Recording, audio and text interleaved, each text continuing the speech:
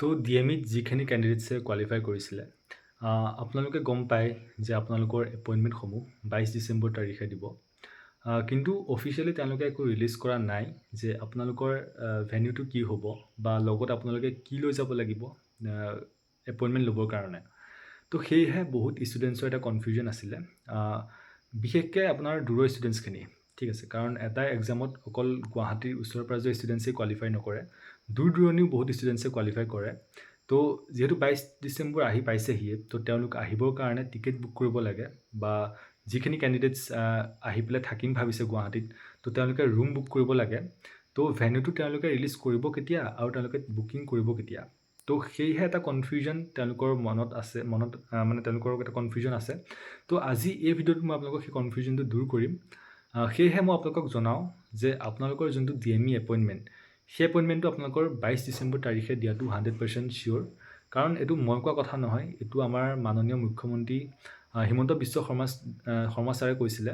তেওঁ লাইভ আহি পেলাই কৈছিলে যে ডিএমই এপইণ্টমেণ্টসমূহ 22 ডিচেম্বৰ তাৰিখে দিব। তেওঁ পষ্টো কৰিছিলে।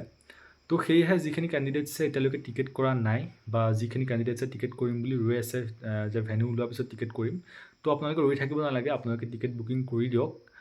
ইয়াৰ উপৰিও যিখিনি কেণ্ডিডেটছ আহিম বুলি ভাবিছে, আপোনালোক সাজু হওক আহিবৰ কাৰণে। এতিয়া আহিছোঁ আপোনালোকৰ ভেন্যুটোক লৈ পেলাই।